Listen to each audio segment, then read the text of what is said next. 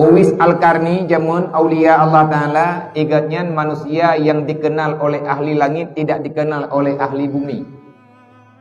Beliau adalah orang yang merindukan Rasulullah sepanjang hidupnya. Gatnya urang Yaman. Berangkat dari Yaman gejak dengan rombongan dia merempuk dengan Rasulullah. Tapi Nabi bawa tenyan hanai rumo. Hana merempuk gatnya dengan Rasulullah. Sampai dengan Nabi humun dalam sejarah. Tapi beliau kepingin sangat untuk bertemu dengan Rasulullah. Ju'uh Madinah dengan Yaman. Man pakan han gepreh wate hana merempuk dengan Nabi. Gatnyan gemenjanji dengan mak gah hana trip gejak. Gatnyan nama nanti draw katuha. Gejaga mak lebih bak gejaga drog. Yang terkena semayang yang keputung semayang mak gile. Menyagatnya urawa getobit dari rumah giak minta makanan kan kedro ke giak minta merumpuk 3 krek roti paling kurang 2 krek roti engkau kerja ka gua rumah gecok rotinya gepaam kemak ke yang lebih daripada gepajuh 5 baru gepajuh kedro ke nyan ban getaat kepada urusi. Nah pegal leganya aku tidak bisa lama-lama di sini. Man kibancara rohana merempuk lam Rasulullah. Sambil dengan menangis haru beliau menjawab, sebenarnya aku kepingin bertemu dengan Rasulullah, tetapi maklun hana gebi izin long trip tahat long hana mak long hana urlain tukang jaga maklun wate agaknya jamun guna jak pebut haji karena mak payah geme sajaan ke payah geding kuwa mak ke geikat mak barum gejak lain hana geme bekal mak ke hoyang gejak ke bak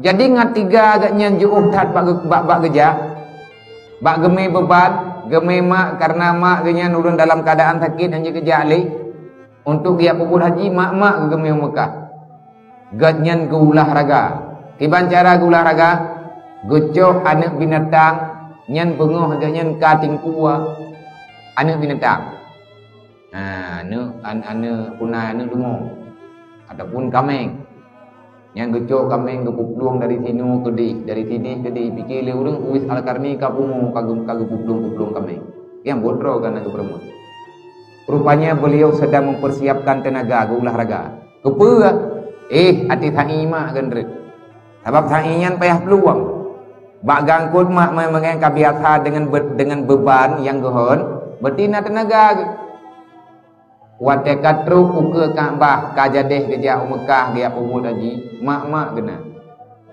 gemudunga Allah Ta'ala ganya na penyakit badan putih-putih badan kan belum tapi puna ni lagi penyakit urang kenang urang putih-putih bak kulit gemudunga Allah ya Allah dan ku Nabi ya Allah bu-pulih penyakit lung ya Allah gamin lemak ke lang minin pulih penyakit gadah kagor je kulit dodo bangga kalan kara pulih gegetok ya Allah baiknya ku pulih mendung nah urang-urang amlanya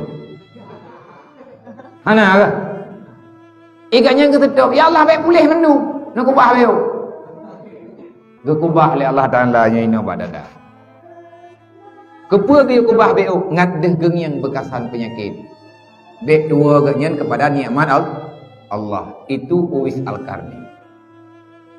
Jadi leganya bacut hagai kepajuh makanan.